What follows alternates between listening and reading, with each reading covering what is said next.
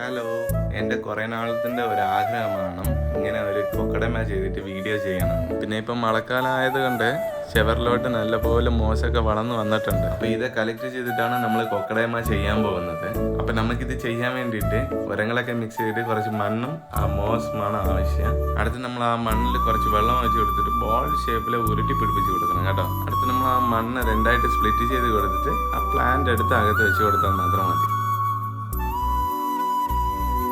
എനിക്ക് ഹാങ്ങിങ് ചെയ്യുമ്പം ഈ സ്പൈഡർ പ്ലാന്റ് ആണ് കൂടുതൽ ഇഷ്ടം. പിന്നെ സ്പൈഡർ പ്ലാന്റ് യൂസ് ചെയ്തിട്ട് ഇങ്ങനെ ചെയ്യുമ്പം കുറച്ചും കൂടെ കാണാൻ ഭംഗിയായിട്ടുണ്ടാകും. അതുകൊണ്ടാണ് ഞാൻ സ്പൈഡർ പ്ലാന്റ് ചൂസ് ചെയ്തത്. പിന്നെ ഫൈനലായിട്ട് ആ മോസ് എടുത്ത് ആ മണ്ണിന്റെ മേലെ സെറ്റ് ചെയ്ത് കൊടുത്തിട്ട് ത്രെഡ് വെച്ച് ചുറ്റി എടുത്താൽ മാത്രം മതി കേട്ടോ. അപ്പം എല്ലാം സെറ്റ് ആയിട്ടുണ്ട്.